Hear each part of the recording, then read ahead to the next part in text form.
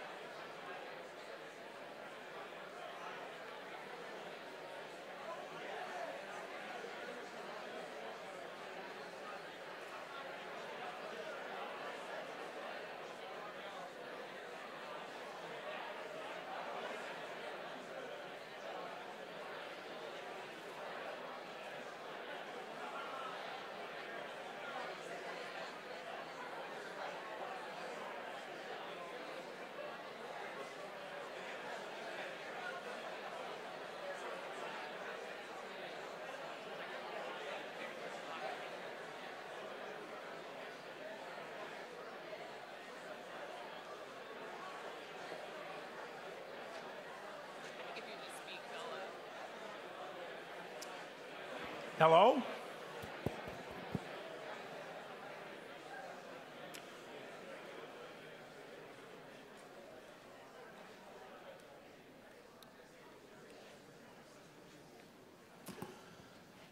Good afternoon. My name is David Solomon, and my job is to bring the man of the hour on the stage.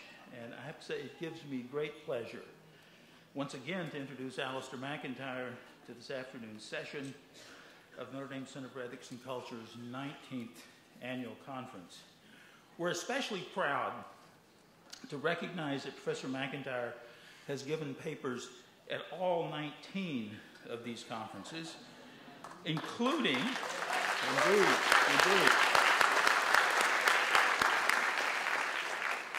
including, I should say, the first conference in October of the year 2000.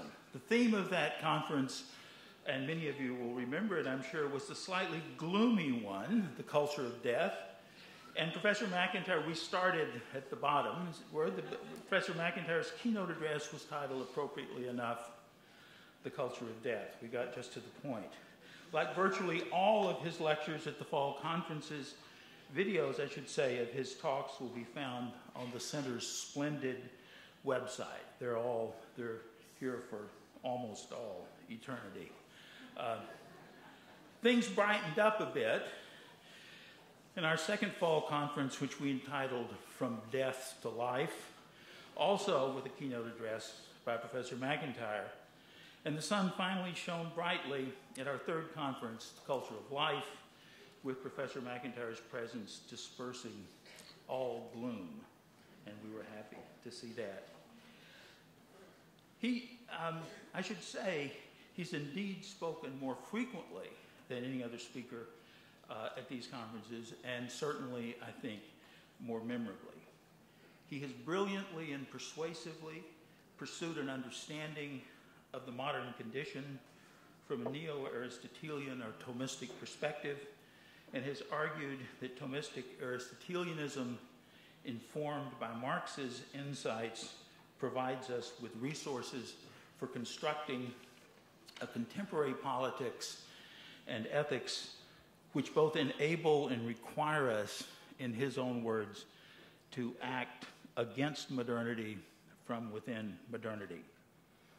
His insightful exploration of the roots of secularization and emotivist culture in modern history has influenced generations of students at Notre Dame and elsewhere, as well as the legions of those fortunate enough to come into contact with his books and lectures. He's the author of 30 books, including the influential quintet of books, After Virtue, his masterpiece, Whose Justice, Which Rationality, 3 rival versions of Moral Inquiry, and Dependent Rational Animals. His most recent book, published in 2016, Ethics and the Conflicts of Modernity, an essay on desire, practical reasoning, and narrative, may seem to bring his overall project to a kind of completion. One suspects, however, that more is coming, and I suspect we'll see some of what's coming today in this talk. We all hope so. Professor MacIntyre is a member of the American Philosophical Society and has served as president of the Eastern Division of the American Philosophical Association. He's also taught at Oxford, Princeton, Brandeis, Boston University, Wellesley, Vanderbilt, Duke, and the University of Notre Dame, where he was the John A. O'Brien Senior Research Professor in the Department of Philosophy. Although he retired from teaching in 2010, Professor MacIntyre remains domiciled at the Notre Dame Center for Ethics and Culture, right across campus for where we are today, where he continues to write and to conduct his research as a senior research fellow at the Center for Contemporary Aristotelian Studies in Ethics and Politics, CASEP, at London Metropolitan University, and he's also served as a senior, as I said, distinguished research fellow at Notre Dame Center for Ethics and Culture. His lecture this afternoon is entitled Absences in Aquinas, silences in Ireland. Please join me in welcoming him to the podium this afternoon. Thank you.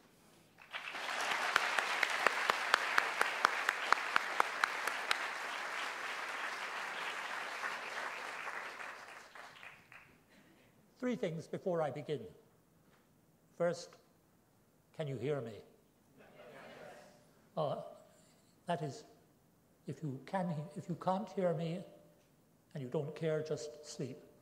But secondly, I thank David Solomon for his generous words. What he's really saying to you is, I just talk all the time, and sometimes it's at conferences. And thirdly, I want to apologize to anyone who's come here hoping to hear either about Solzhenitsyn or higher powers. I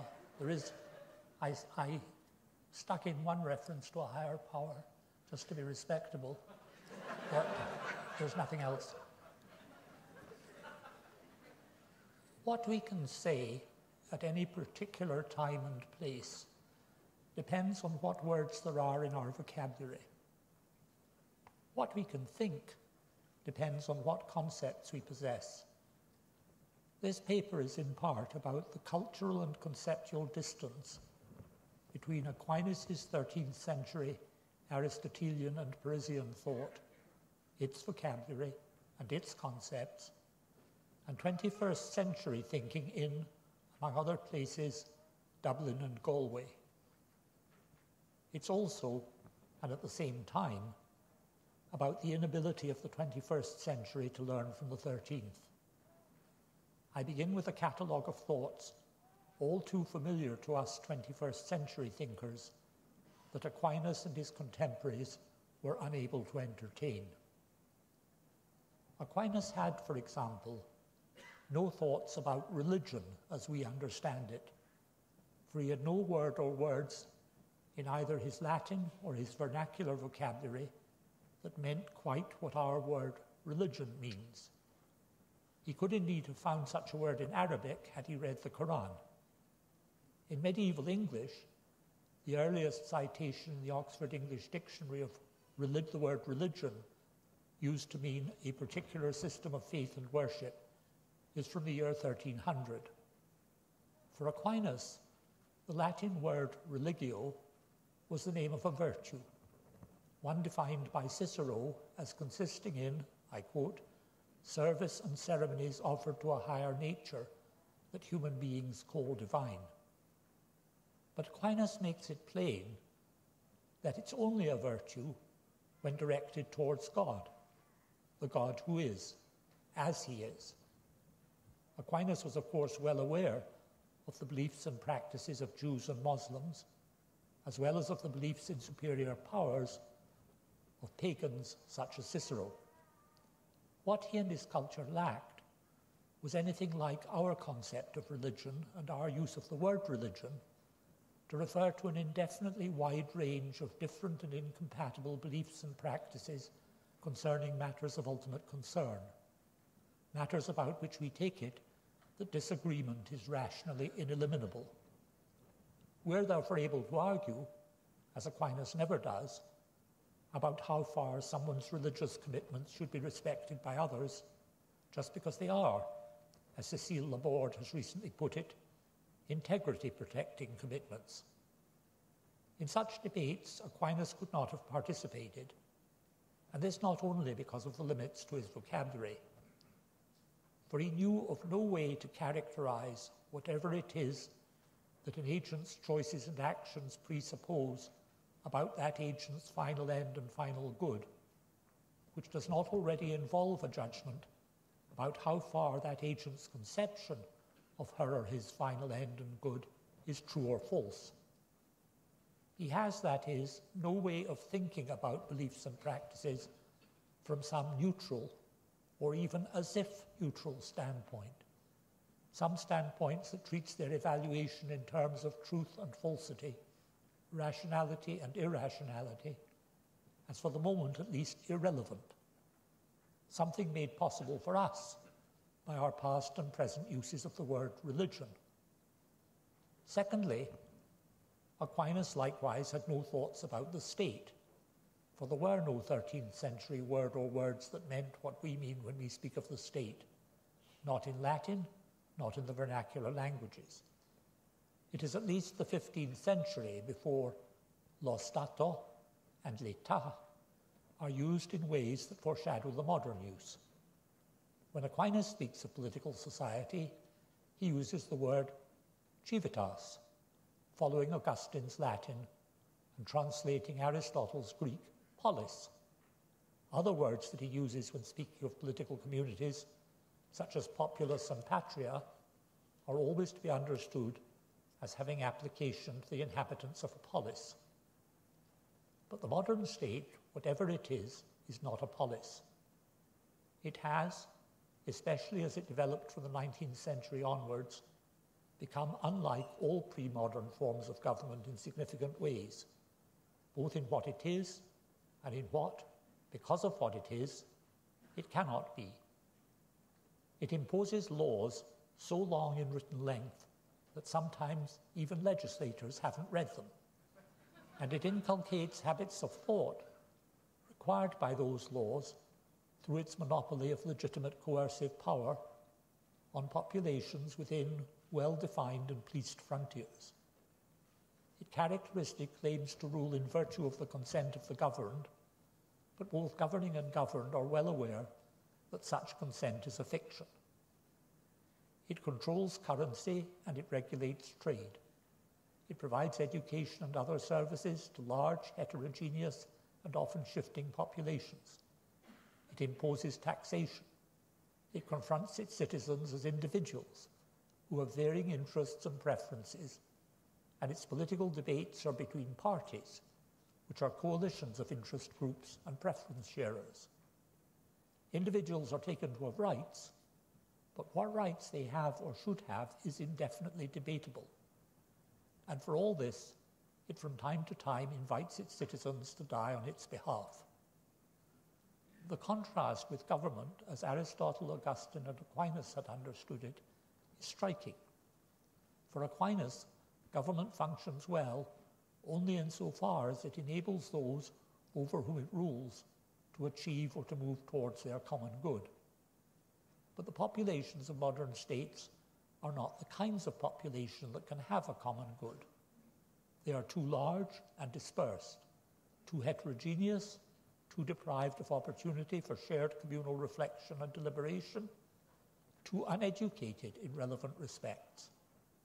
So, if contemporary local communities were to become aware of their common good and try to achieve it, they could often do so only in spite of the politics of the state to which they are subject. And if they were to try to achieve their common good through the politics of the state, whatever was achieved would not in fact be their common good. Contemporary politicians do indeed sometimes use the expression, the common good, in their speech-making, but this is just one more rhetorical device for advancing whatever interests and preferences they happen to represent. Thirdly, and perhaps now unsurprisingly, Aquinas also lacked anything like our contemporary conception of a right, let alone of natural rights as they came to be later conceived, that is, of rights belonging to individuals as such. The Latin word jus was then and is now used of norms governing relationships between individuals, as in the expression jus eundi, meaning a right of way. And of course, justice, on Aquinas' view, requires us to observe norms and to refrain from harming others in a variety of ways. So someone acts in accordance with jus if she or he exercises some power as justice requires. And we do indeed need so to act if we are to achieve our individual and common goods, but not because individuals have rights which we ought to respect. I pause to observe that I'm well aware that in saying this, I'm taking a controversial stance. But I've no doubt that in essentials, Michel Villet was right in concluding that nothing like our concept of a right is to be found in the High Middle Ages or earlier.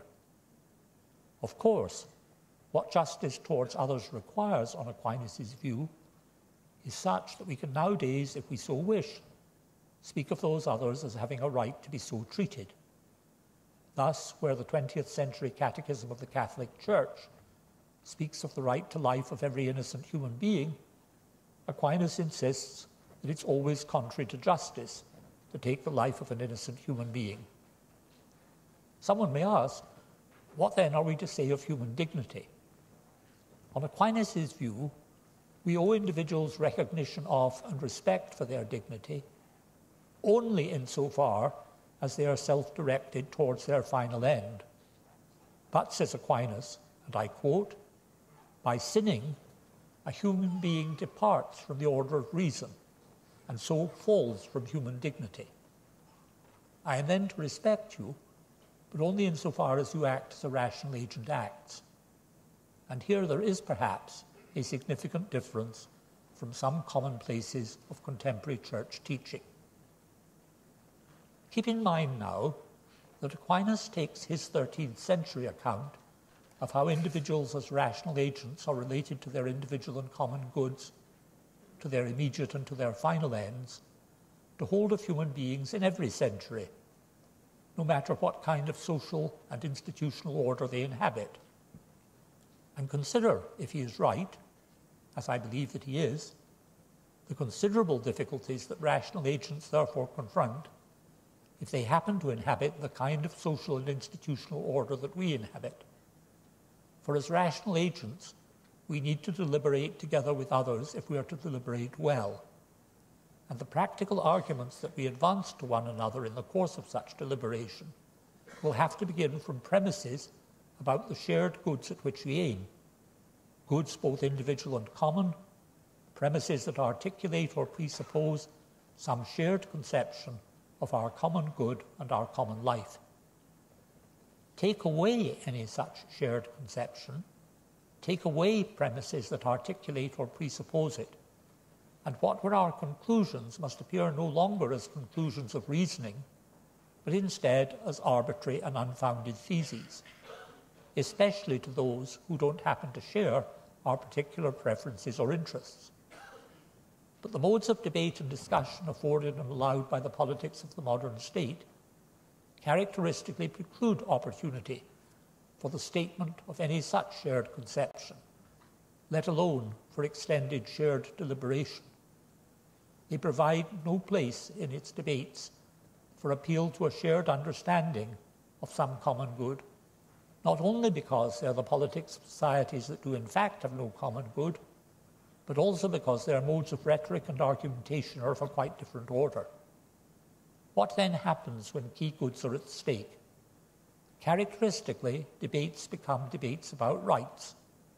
Consider just one example of how this transition from one kind of debate to another may take place.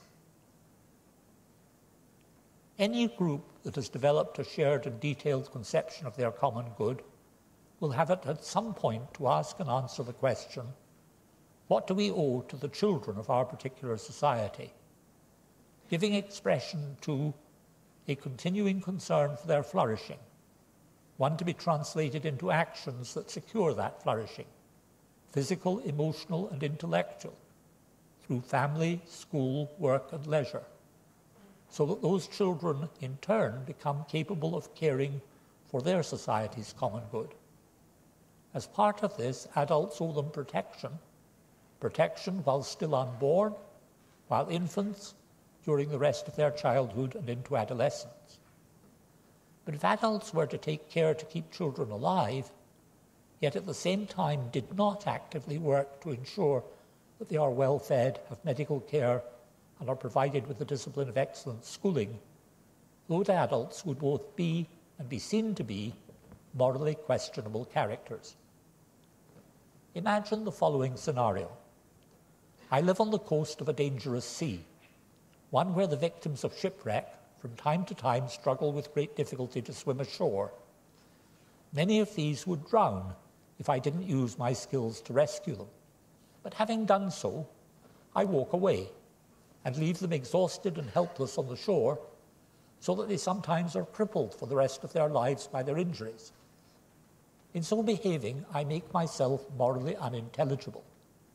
For what point could there be, I may be asked, in caring about whether they live or die, but not caring about what kind of life they then lead? Suppose that I were to reply in my defense that I'm a deeply religious person and that I believe that God has commanded me to save lives that would otherwise be lost. All that I will achieve is that I will make it appear that God is as morally capricious and unintelligible as I am. Imagine now another scenario. Some group that once had educated its children into a substantive conception of their common good becomes absorbed into a modern society and acquires the habits of mind and speech which enable them to function successfully within modernity. Their politics is now the politics of modernity, but they retain from their past some convictions which they still defend in political debate. What they can no longer do, however, is to present those convictions as conclusions of arguments whose premises articulate or presuppose a shared conception of their common good, since such a conception is no longer shared by the participants in the debates in which they are called upon to defend their convictions. The political and legal contexts in modern societies in which the rights and wrongs of abortion, for example, are debated, are very different from those in which school funding is debated, and these again differ from the context in which what is at stake is the size of a minimum wage for a family or the financing of public transportation. Any stance on abortion must now be defended without reference to all these other issues. If then the convictions of such a group are not to appear arbitrary and unfounded, or rather if those convictions are not to be arbitrary and unfounded, they will have to support them by some alternative mode of reasoning. What mode of reasoning might that be?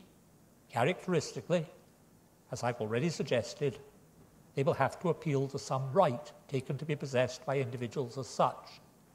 In the case of debates about abortion, a right to life. Equally characteristically, they will then find themselves confronted by some rival and incompatible claim about rights. In the case of abortion, by an appeal to what is taken to be a pregnant woman's right to make the relevant choices. And since there are no shared standards for deciding rationally between such rival claims about rights, what will ensue will be a barren dialogue of assertion and counter-assertion with no hope of identifying any common ground. The outcome of such debates is, of course, arbitrary. Whoever can summon up the larger number of votes wins. And if the outcome of the debate is legally binding, those who are defeated will find the will of the majority imposed upon them. But they will have no reason to acquiesce in that outcome, and as much reason as they ever had to reverse it. For what has been imposed was not justly imposed. By those debates, nothing is settled. Such debates can, of course, take very different forms. So, recurrently, the debate about abortion has been presented as a disagreement about personhood, about what characteristics a member of the human species must possess if she or he is to be accorded the status of a person. And as the debate is proceeding, the claims on each side have been elaborated with increasing philosophical sophistication, yet without any progress in persuading the adherents of one side of the rational superiority of their opponent's point of view. And this unsurprises them, for the concept of a person just is the concept of a human being as somehow or other entitled to certain rights. And the defects of debates about personhood are the defects of all such debates about rights. To win in these debates is as bad as to lose, and the temptation to think otherwise is always a sign that one has been attracted by a doctrine that emerges and re-emerges throughout political history.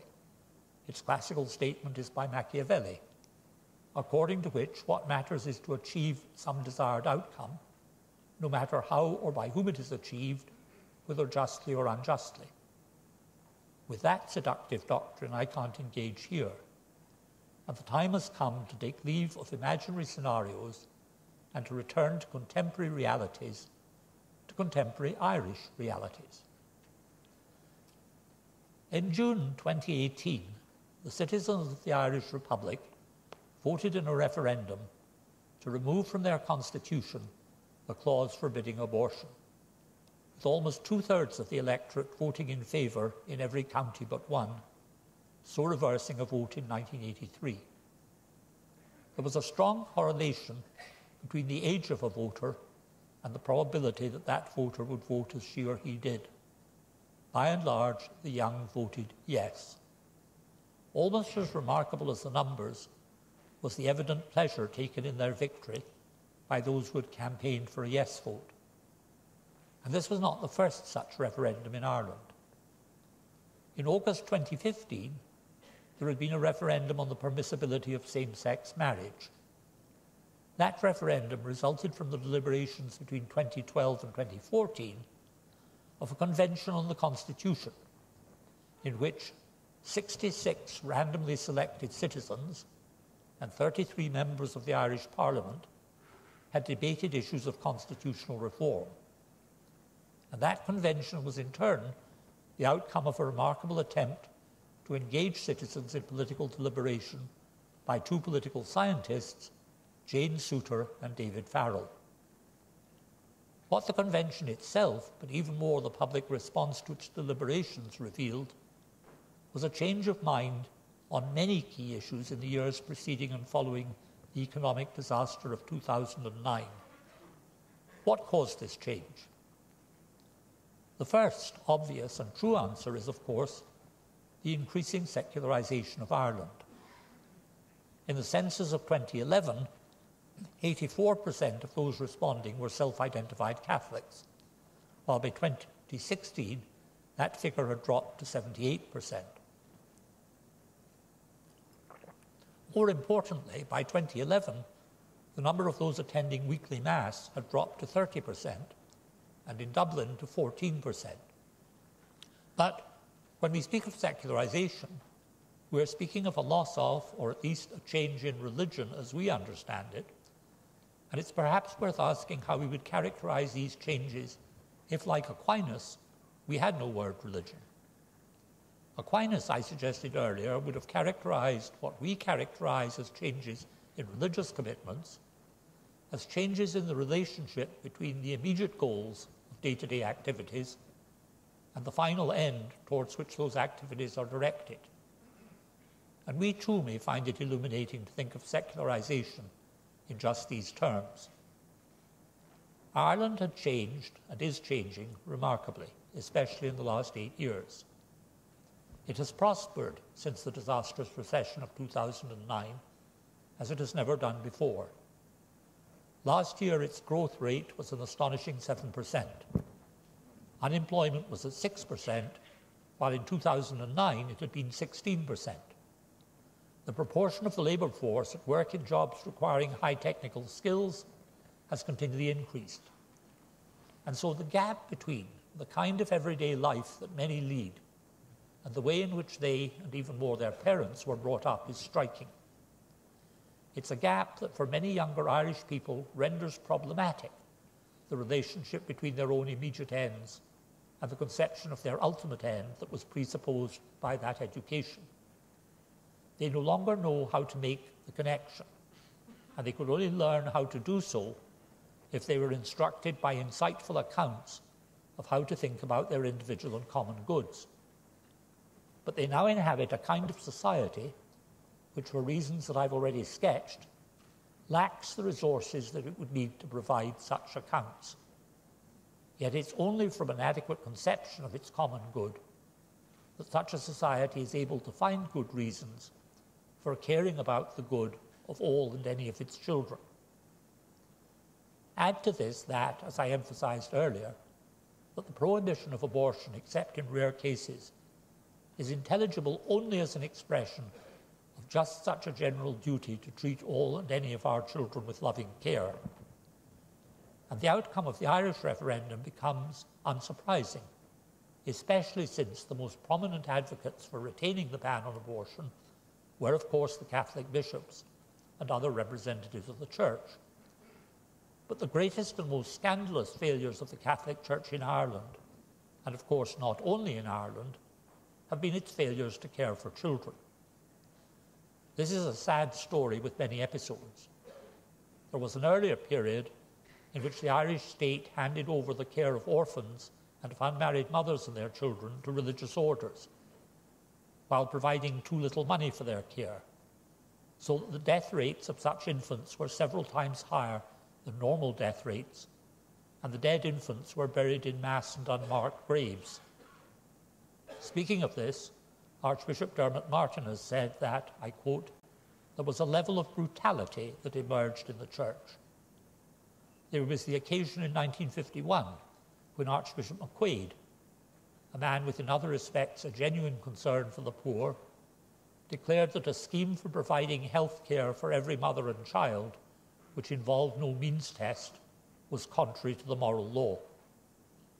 There were the many episodes in which the sexual abuse of the young by priests went undisclosed and unpunished, and so continued, because bishops and others took their primary duty to be that of protecting the Church's reputation. And all this was to be fully disclosed only by later government intervention.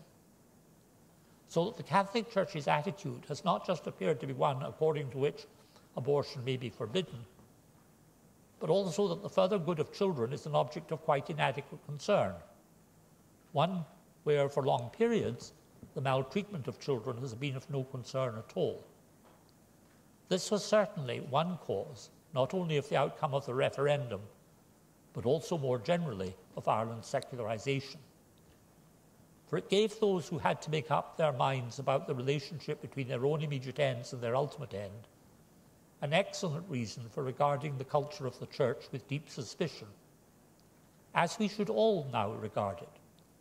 For the moral offences of priests and bishops were not only failures of individuals in respect of sexual behaviour and in respect of honesty, they were failures made possible by a culture of false deference.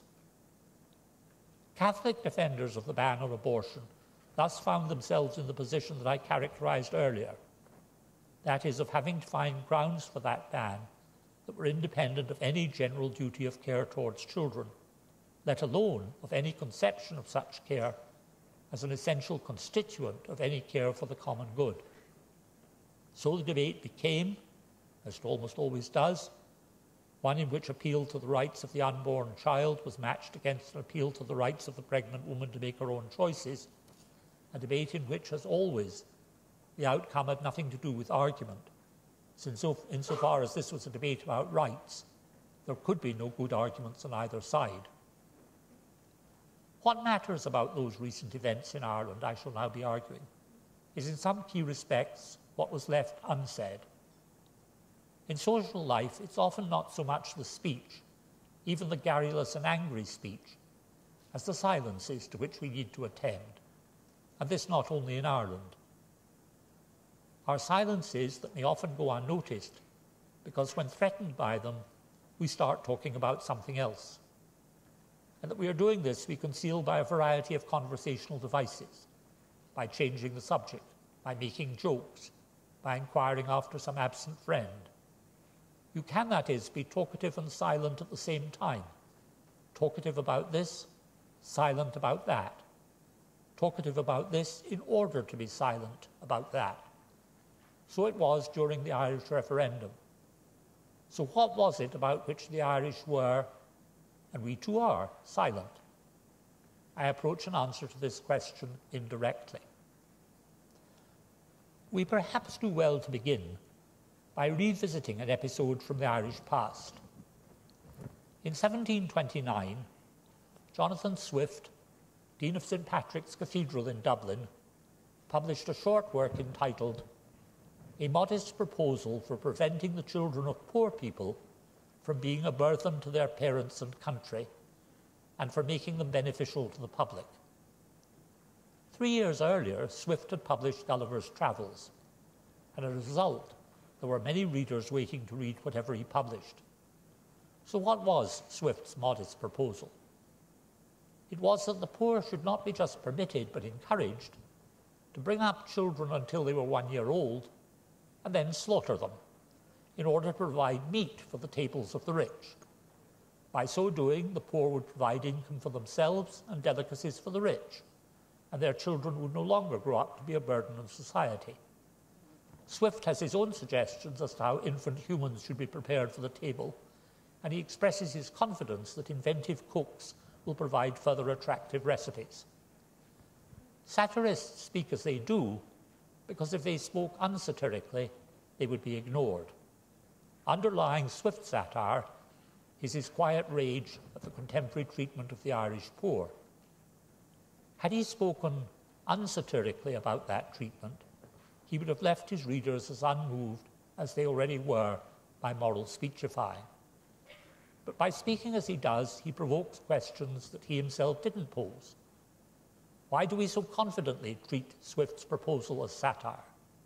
What is it in our attitudes and beliefs that prevents us from taking it seriously? Swift's target was, after all, a conception of utility that already in his own time informed a great deal of economic practice and that was soon to become central to economic theorizing. If we agree to treat human labor as a commodity, it's the shortest of steps to treat human laborers and future human laborers as commodities, only to be valued as they contribute to economic well-being. And if we have future laborers for whom the market will not be able to find employment, shouldn't we recognize that they'll be more valuable as sources of protein? So why is this mode of reasoning, so easily acceptable in some other contexts, so unacceptable in this? What Swift had hoped to communicate was that if we were to entertain seriously, even for a moment, his modest proposal, we should have lost any sense of our own good. What then is it about our good that makes that proposal so grossly unacceptable?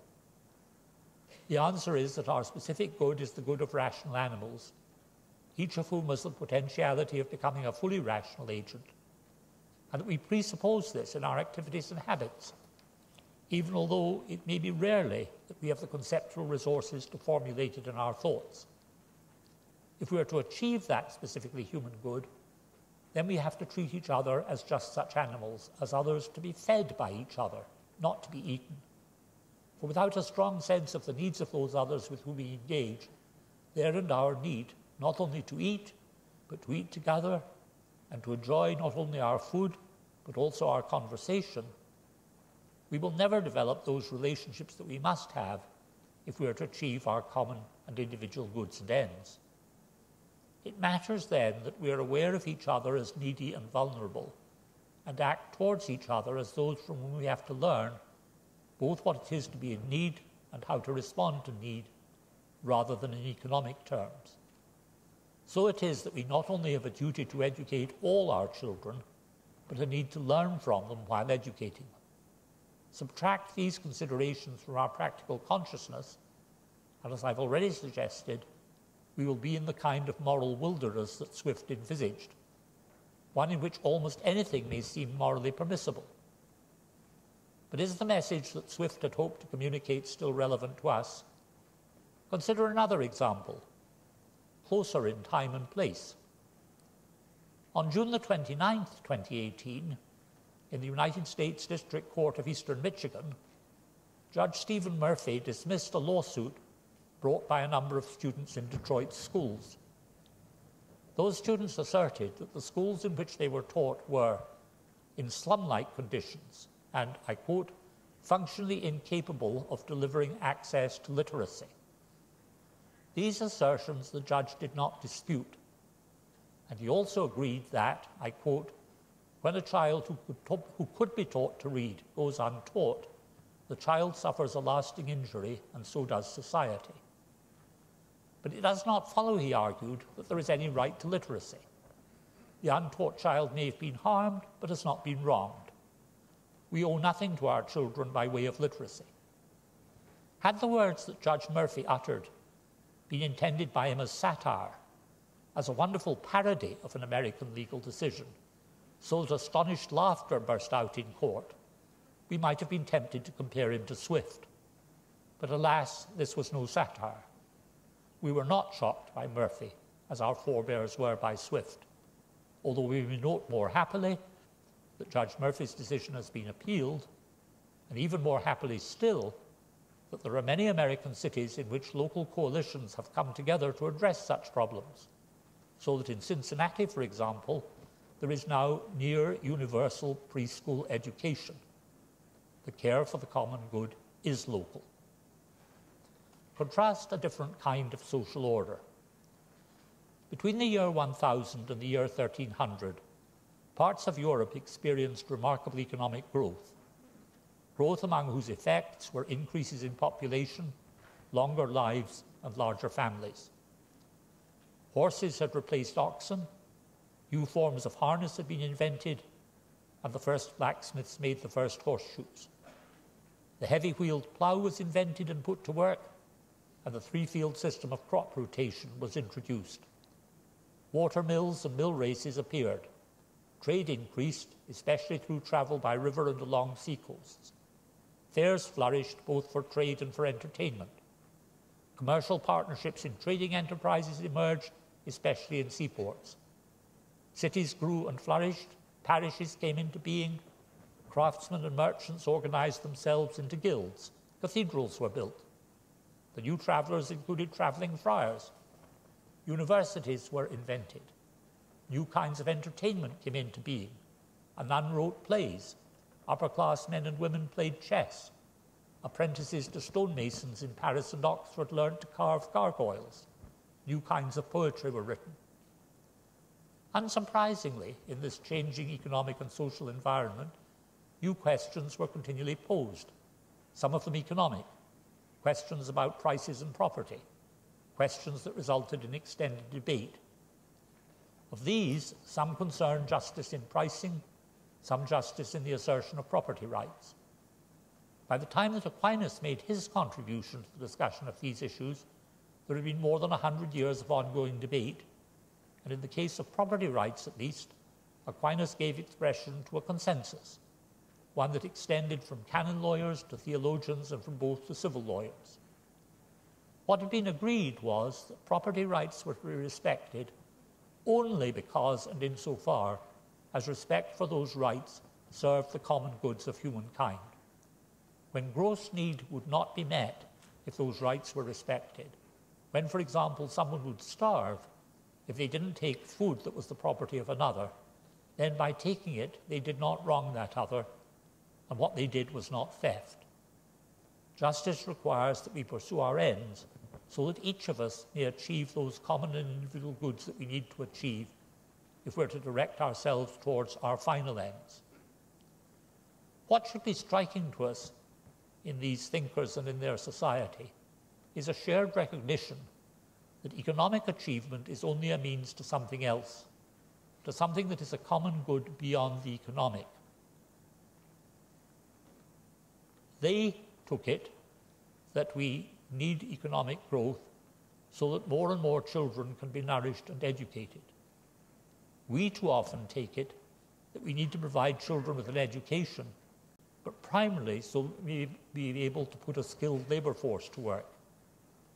Yet at this point, there is no doubt that someone will want to interject to say indignantly that I'm able to praise the medieval past only by romanticizing it. Think, they will exclaim, of how relatively few children were educated in the Middle Ages. Remind yourself of the condition of women.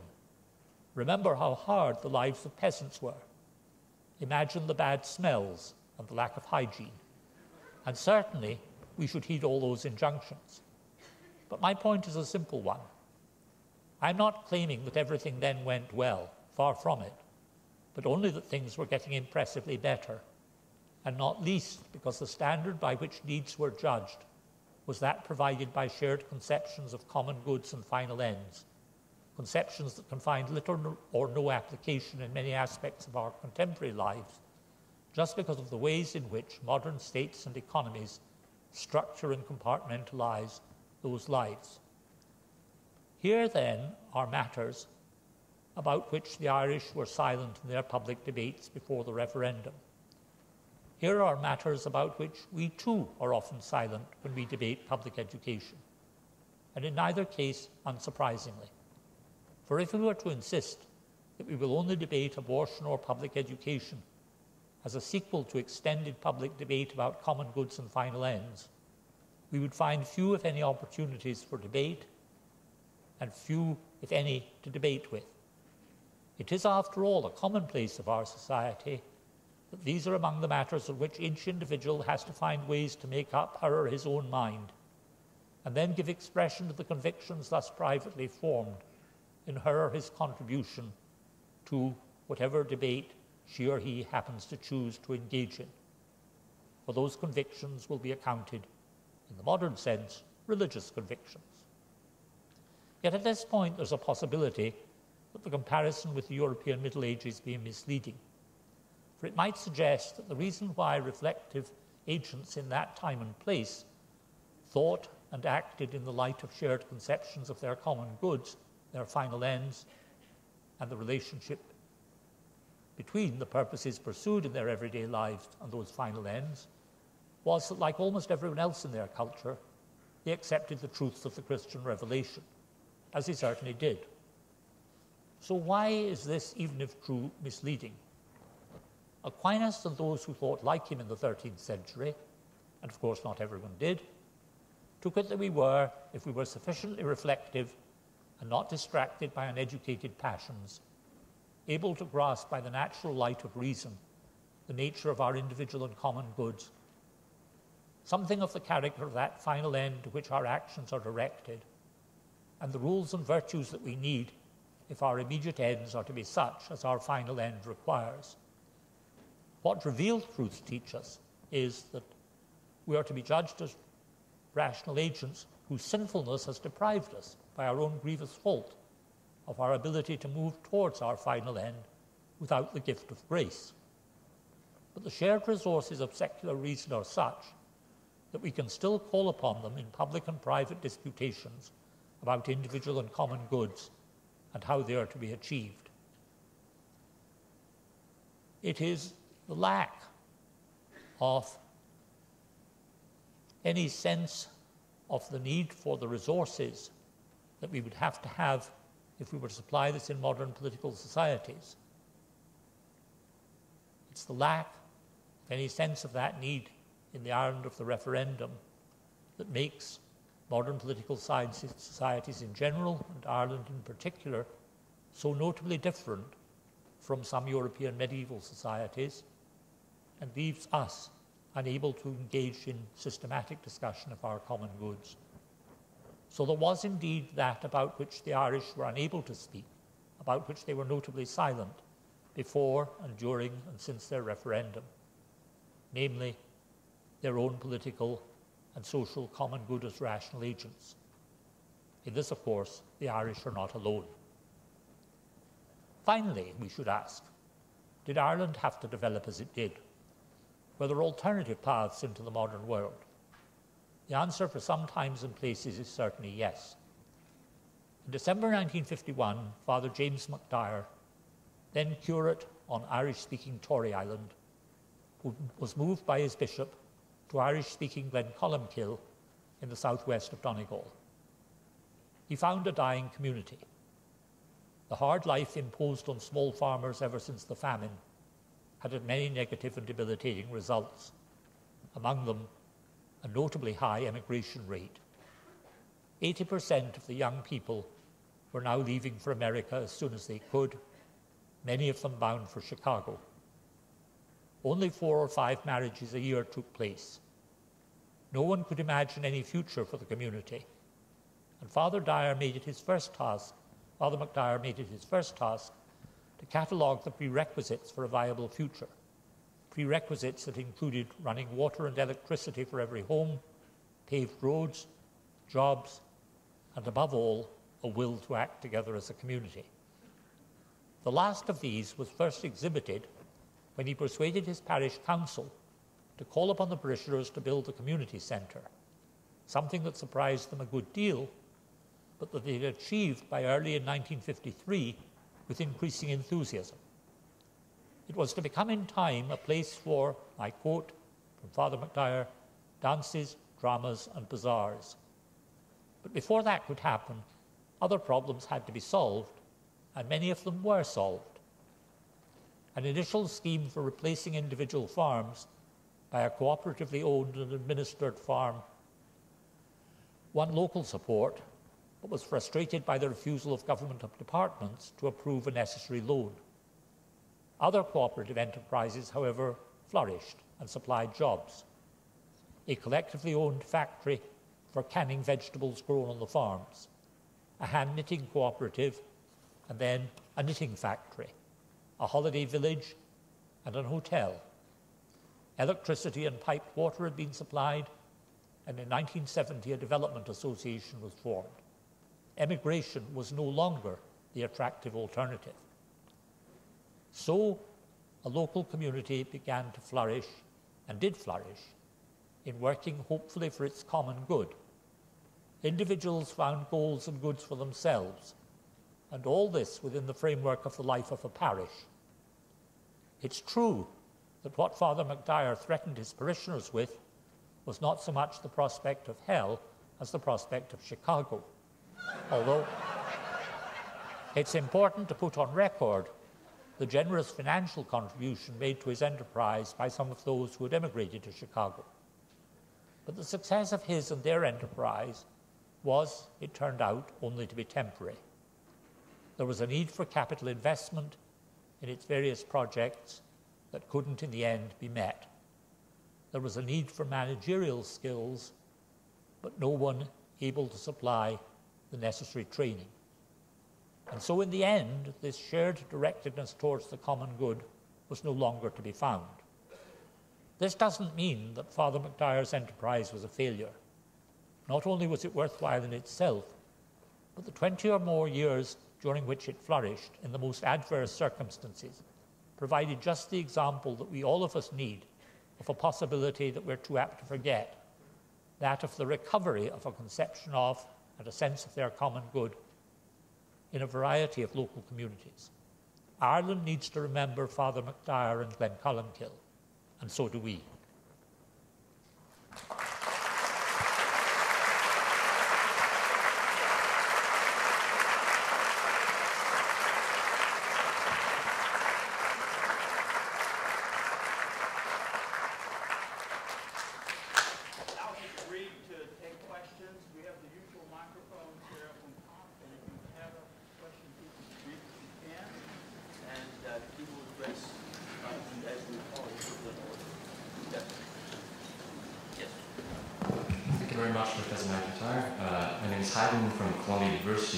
So you mentioned that this sort of debate about rights can easily become incommensurable.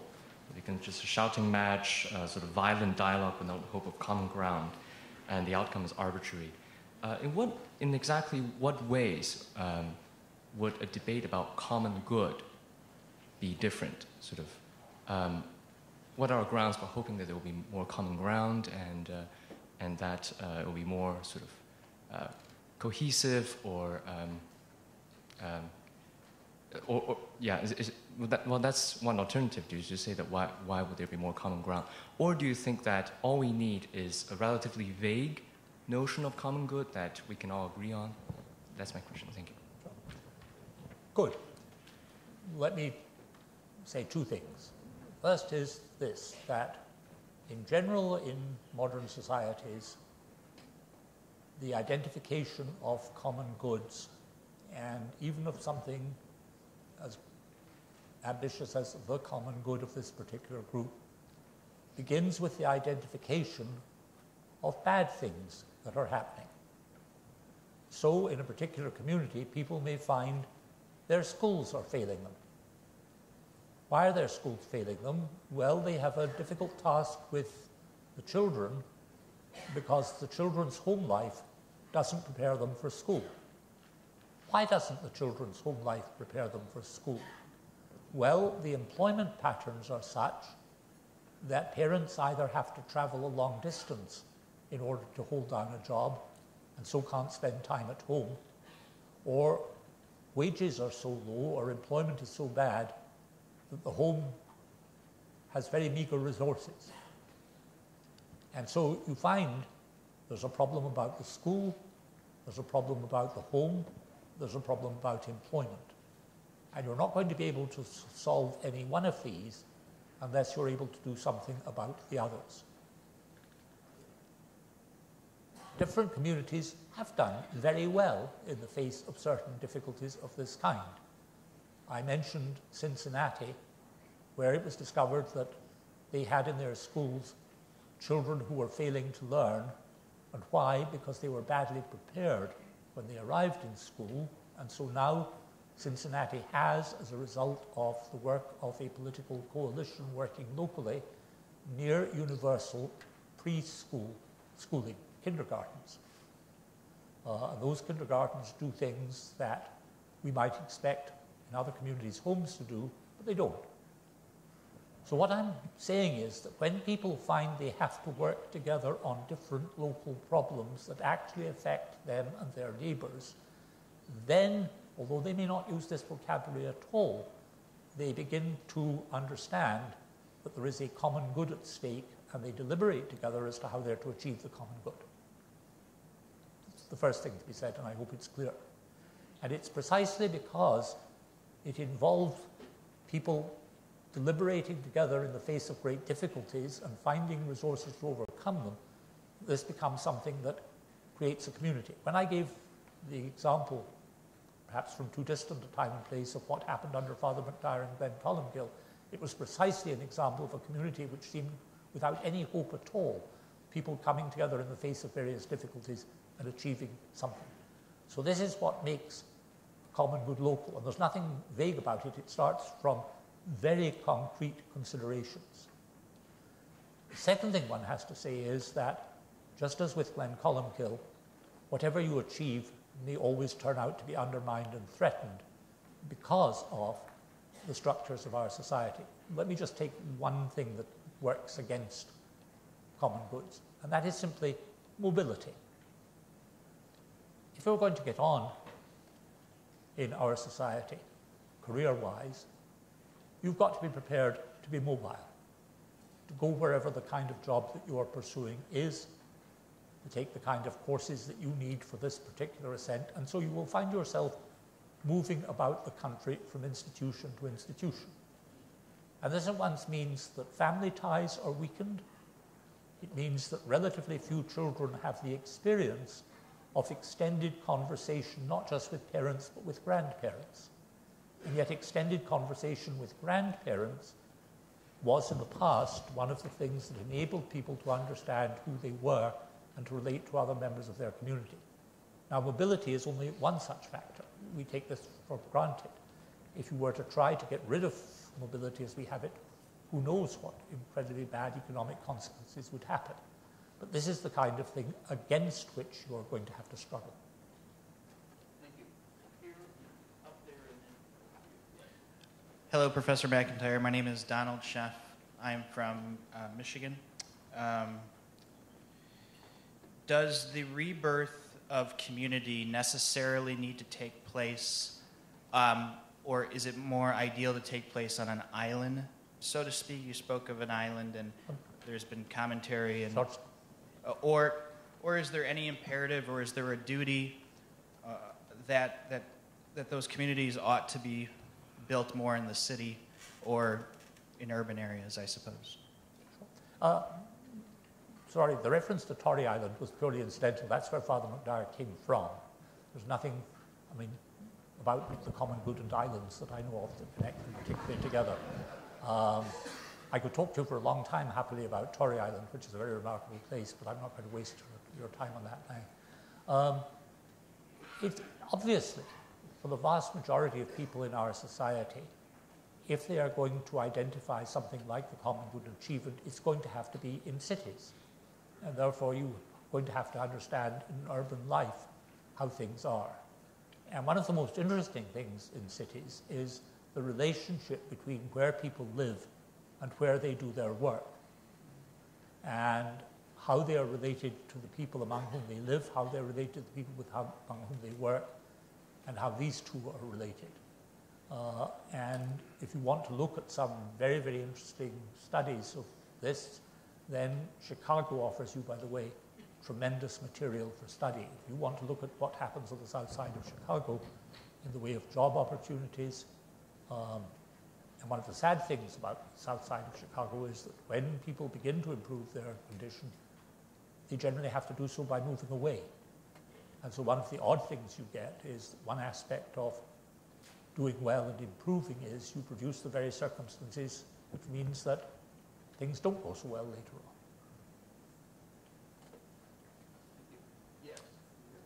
on. Luke Foster from the University of Chicago, that hellish place. Sorry. So I just want to return to one of your earlier points about the difference between the modern constituted state and the ancient polis. It seems that at least in one crucial respect, perhaps in two, the nation-state can do something of what the polis did. It's self-governing, or potentially, right? It's self-sufficient, fulfills that criterion, and it can also restrict mobility. And this, of course, has become recently very salient. So I just wanted to hear you tease out what are the crucial respects in which the nation-state fails as a polis capable of achieving and even articulating a common good. So, sorry, could you say, I couldn't quite hear that last sentence. What are the crucial criteria for being a true polis by which the nation-state falls short? The crucial thing about the whole notion of the polis, if you begin with Aristotle, and then we'll say a little bit about Aquinas in a moment.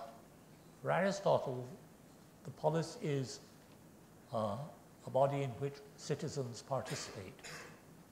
And they participate in such a way that the polis will either be a democracy or an oligarchy or a tyranny. And Aristotle then talks about the ways in which it may develop into each of these and what will enable it to flourish and what will enable it not to flourish. When Aquinas takes over this notion, he already has interesting problems because the communities in which people live and in which they are governed or govern themselves by that period in the Middle Ages are, of course, very, very different from the ancient world. But he can still look at what's going on in Italian cities or in Paris, what's going on in the countryside. And here again, it matters enormously that government is local. This comes out very well if you look at the France of Aquinas' time and indeed later. One of the things that made Louis IX regarded so notable a king of France was he sent out commissions to go to all the local agencies that provided justice and rule to inspect them and discover if they were being just or not.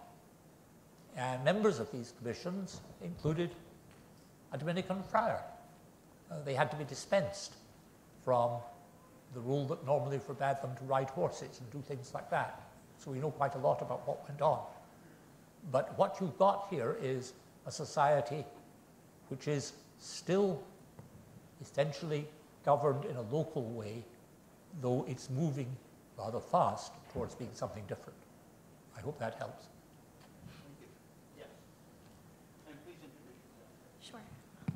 Thank you, first of all, for your lecture. My name is Johanna, and I'm from Christendom College.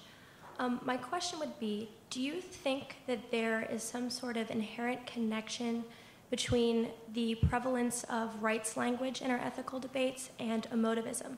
For example, from what I know of the fight over the Eighth Amendment in Ireland, the Yes campaign, their primary strategy was to appeal both to rights language and to personal and very emotional arguments. So do you think there's some sort of inherent connection there? Do you think it's mere correlation? And if there is a connection... Sorry, an inherent connection between, I couldn't quite grasp the prevalence of emotional appeals in our ethical arguments and rights language. And? Rights language. And it was the last phrase I couldn't hear. Rights language. Rights language. So if you think that there might be an inherent connection between those two things, do you think beginning to frame our ethical arguments in terms of justice and the common good will help cure the trend of emotivism? I think if we really wanted to look at what was happening, still is happening in Ireland, and in a similar way to what's happening elsewhere, you'd have to bring in a lot of things, and there would be a lot of connections to be made, and some of them may be the kind of connection that you're talking about. Let me put it like this. If you belong to a society that has not very well off and which has suffered from various kinds of economic and social harm. And then progress suddenly opens up. It becomes enormously attractive. You're able to achieve all sorts of things that apparently your parents and your grandparents would have wanted but couldn't achieve. And so at this point, you tend to take on the new world very happily and very uncritically. And you have indeed a very strong emotional investment in so doing. Your conception of who you are and what you're achieving and why this is so worthwhile is very much bound up with your leaving behind what was there in the past. And in this way, there may well be a strong connection between that in which people invest their emotions on the one hand and they're willing to take on this idiom of rights on the other. I mean, this idiom of rights is, after all, so pervasive. Remember, the United States is founded on it. And at this point, to make your way in the world and yet to be critical of the world in which you're trying to make your way is very difficult indeed. So I'm not being in the least harsh or critical of people at this point. Yes, earlier you mentioned that mobility that we see nowadays is in part responsible for lack of a common good, and you talk about the medieval era as having a keen sense of that natural common good across generations, and I wonder how much of those two things are related, especially in contrast to our modern society. So in medieval era, you had your ancestors and your descendants all basically expecting the same polis, the same society to be there to identify with. And now that we have our modern mobility, where every generation it is living in a different city practically, how can we expect a common good to develop within a community if the community itself is constantly changing across generations and there is no continuity whatsoever as far as identity? I'm not sure that your question isn't itself an answer.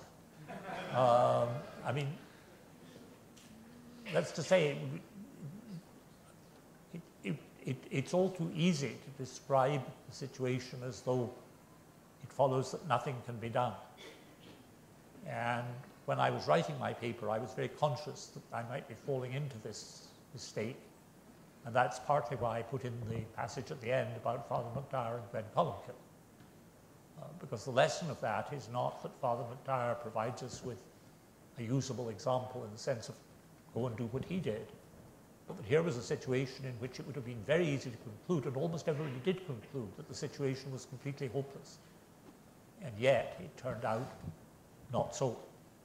So when one looks at what goes on here, the contrast with medieval societies isn't really useful. I mean, it's worth making, but isn't helpful at all.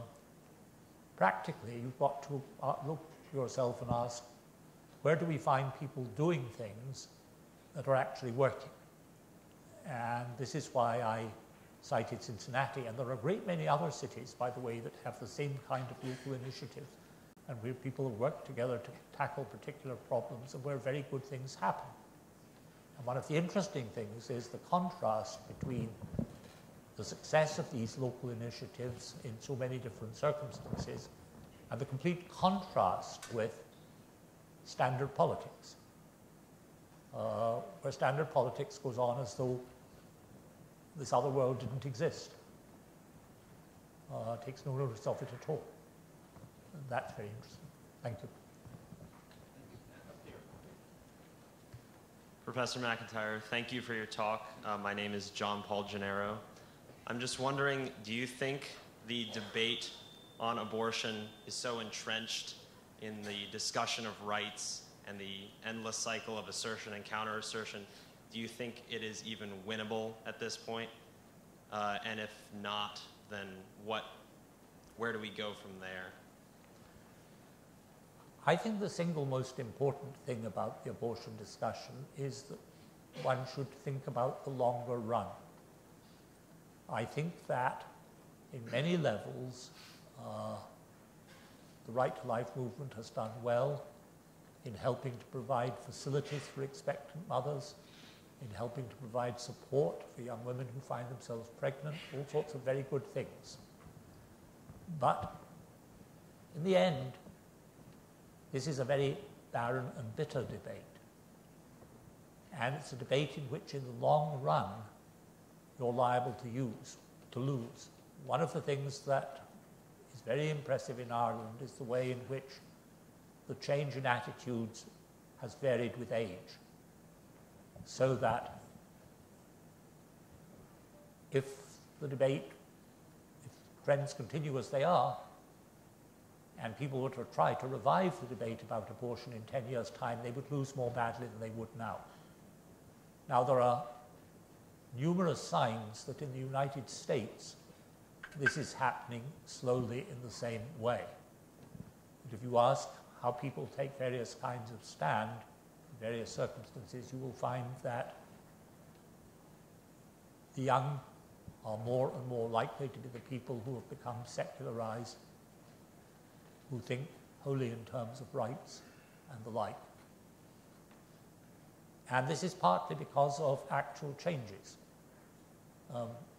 When I first came to the University of Notre Dame, which was in 1990, not all that long ago, one of the things that I would invariably ask students when I met them in my office was, where do you come from? And I would then be told a story about where they came from, and very often a story about their families and how their family, we would talk about this and the way in which they were where they were now because of what their family had done. As time went on, when I asked people where they came from, I would be more likely to get a one-word answer, Miami, or Pittsburgh, or wherever it was, but without any sense that this was a question. This was a rather odd question for a professor to ask. And if I then started asking about background, family, it obviously seemed to people a little bit intrusive, but they were quite prepared to tell me. And characteristically, they knew much less about their family background and about where they had come from.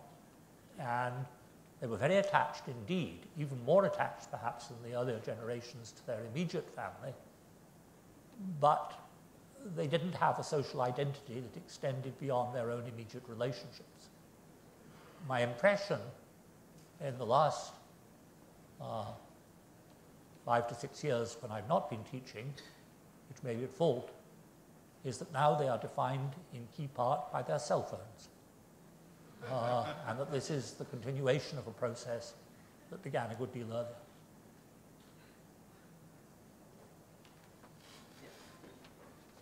Thank you, Professor MacIntyre, for your talk. My name is Noelle Johnson, and I'm a junior here at Notre Dame.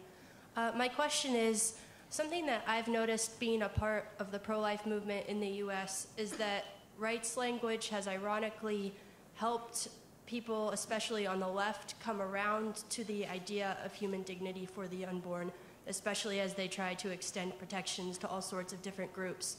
So do you think that there's any way that the debate around rights for abortion is helpful, or could the language be resuscitated to reflect a more Thomistic understanding?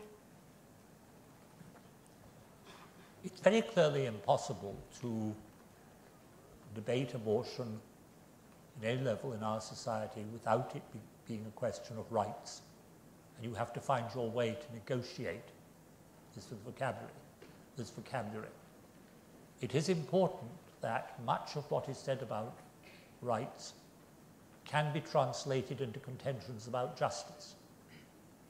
And it's very important that the moment we start talking about justice, we raise broader issues than we do when we talk about rights, but issues in which there's much more opportunity for constructive and larger argument. So I am in favor, if I were to be involved in this simply tactically, I would want to engage with what people say about rights on their terms, but then try to transform the discussion into one about what justice requires in a community and what it requires for various people, including, but not exclusively, the unborn. Because I think that it is only in this perspective that a compelling case can be made. We are running up against a deadline here. Yes. Schedule these are splendid questions, and it just proves once again that 19 conference talks is not enough. Let's begin. Can we take this as the last question? Sure. Yes. Thank you so much. Thank you for being here, Professor. My name is Christopher Belmares. I'm a Notre Dame Law School student. My question is, you talked about the contrast between standard politics and local initiatives, offering up Father MacIntyre's community example as something we should strive towards with the need for shared directedness towards the common good. With that being said, with the size of the United States and the amount of issues that face a federal government, do you believe that this is an argument for a stronger need for state sovereignty and for a greater drive towards states-focused politics, so that way that we can find a more common good? This is in a way an indirect answer to your question, and it's not going at it head on, but it's something very important to say. There are two huge issues that confront citizens of this country. One is quite simply the distribution of educational opportunity. So that there are all sorts of places in which if children go to school, they have very little prospect of becoming more than literate, and even places where they have practically no prospect of becoming really literate. And on the other hand, there are all parts of the education system in which people get splendidly educated in such a way that makes them eligible for going on to college and to distinguished colleges and so on. And this kind of gross inequality from the beginning deprives a large part of American citizenry of any kind of, first of all, of opportunity, but also they're deprived of the means of engaging in debate. They necessarily become silent, they sometimes become criminal, and they're forced into being inarticulate. If you're to remedy this, there has to be a huge change in how resources for education are distributed and in the kinds of resources that are made available. And if you don't do this, very bad things are about to happen. Secondly, this is an issue on which, if I went on for any length of time, I would have to become technical, and I won't. I don't have the time to do this. The issue of farm prices, the issue of how you structure the pricing and the supply chains from farms until supermarkets, so that in fact farming becomes an attractive occupation, the decline of the family farm is reversed, farm laborers get adequately paid, and at the same time food is sufficiently cheap in the supermarkets. So at the moment, the handling of farm prices is chaotic and irrational. And again, if nothing is done, something very bad will happen. Now, you might think that with two such sets of issues like these, in which the future of the society is at stake, during an election, candidates would have views on these things. But if you look at the television locally, you will find the candidates spend a great deal of time explaining that their rivals are liars, and none of them ever say anything about farm prices or about educational resources. And indeed, one has more than a suspicion that if you were to ask them about farm prices or educational resources, they wouldn't actually know what the issue was. So a society in which one of the apparent prerequisites for political office is being politically illiterate is a very peculiar society indeed. And I leave matters there.